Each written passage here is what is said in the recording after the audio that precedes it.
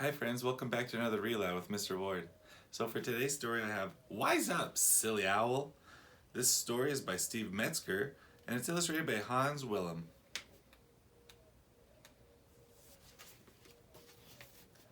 It was late afternoon in the great woods when Spotty the Owl woke up.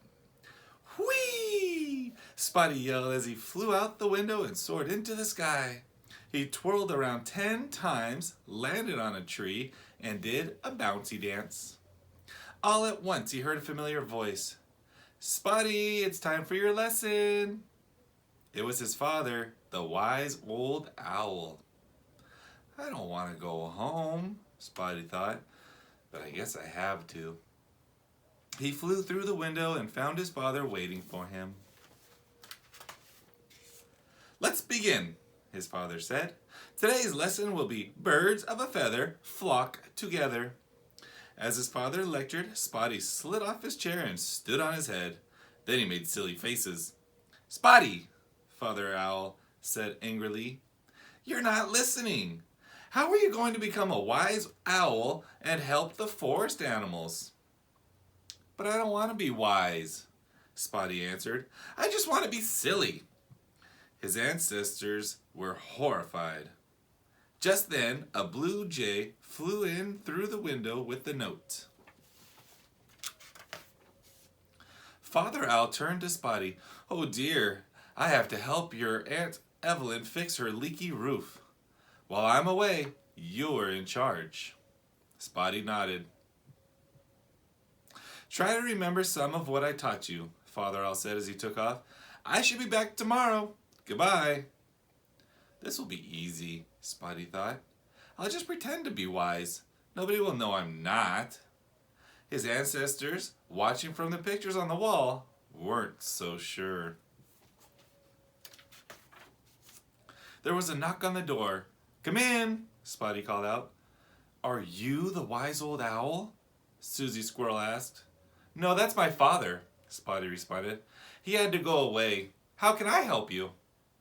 I forgot where I buried my acorns, Susie began, and it's almost winter. Spotty tried to look thoughtful. Then he sang.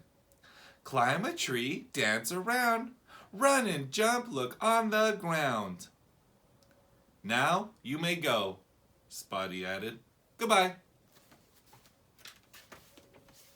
Susie scurried off.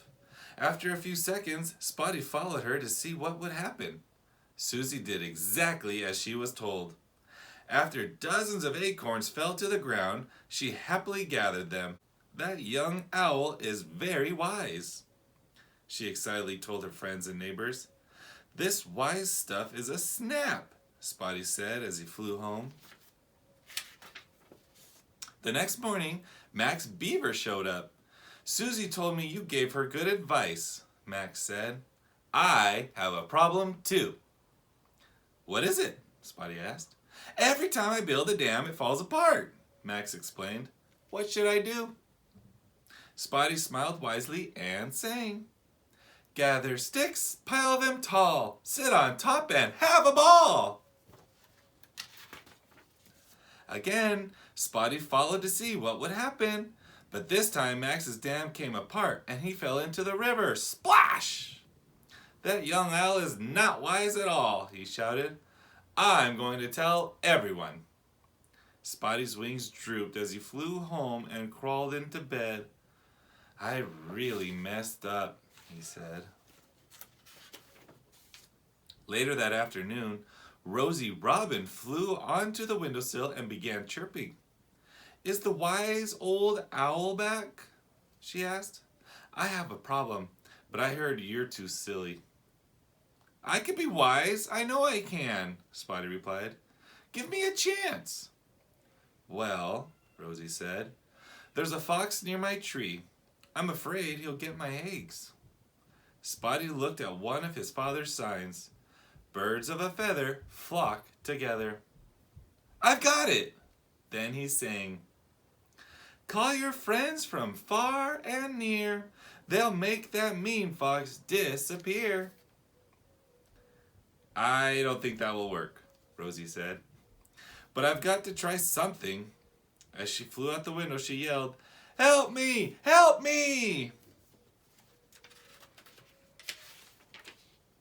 This time, Spotty stayed home. He paced back and forth. "I hope everything turns out okay."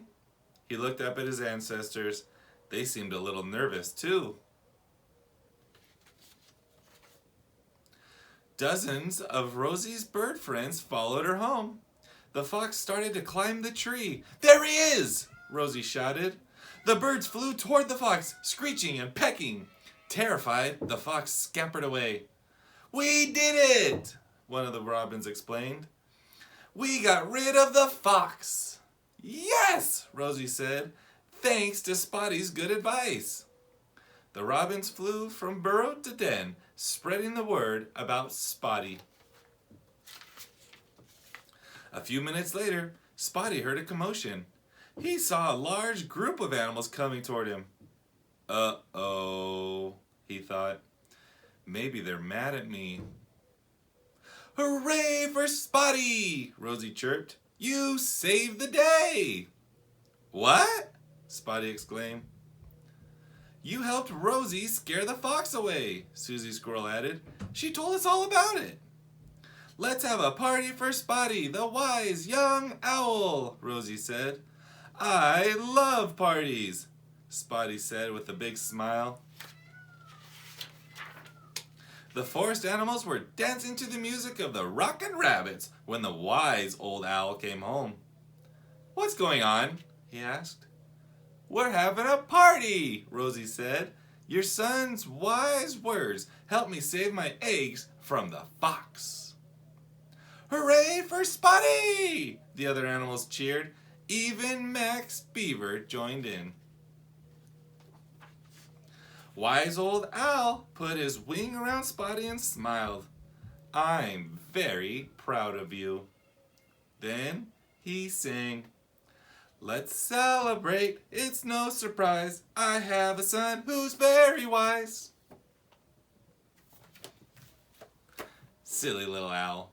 All right, I hope you enjoyed that story. I thought it was a lot of fun, and I'll see you next time. Bye.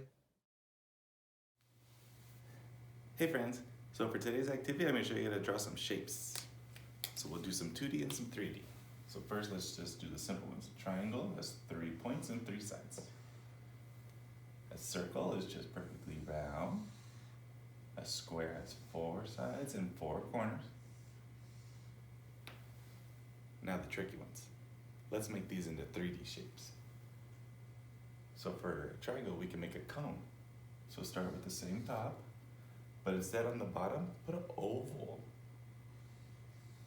And that makes it look like a party hat or an ice cream cone. To make a circle into a ball, start with a circle again, but in the middle, put the oval. And you can even make this one a dotted line, so it looks more like it's see-through. Now the last one, the square, we can make into a cube like a dice or an ice cube. So make one square, put a dot in the middle, make that into its own square.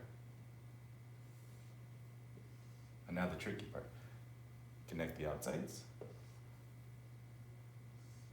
Connect this one to the next point, and connect this one to the next point. And you got a cube. How many shapes can you draw?